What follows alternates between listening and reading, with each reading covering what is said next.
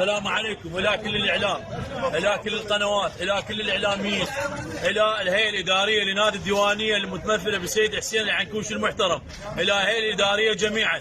احنا كجمهور أولد راس دعمناكم وقفنا وياكم وطلبنا من عندكم البارحة أنه ما توافقون على إقالة قصي منير ولا تخلون قصي منير يستقيل لأن اكو تدخلات والتدخلات خارجية.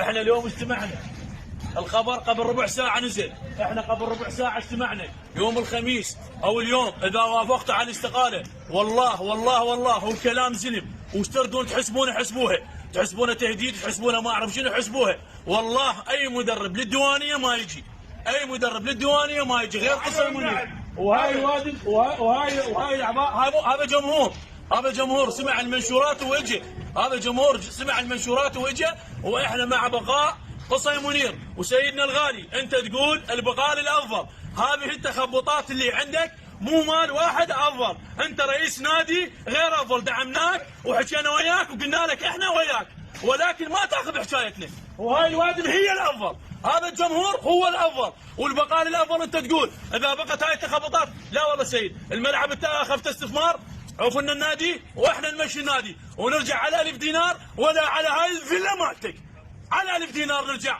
ولا على فيلتك، وهاي الوادم كلها شاهده على الكلام. سيد هو اي مدرب ما يدخل الديوانيه، اي مدرب ما يدخل الديوانيه، كفيلك العباس ابو فاضل قرار مرفوض رفضا تاما. علم والله علم.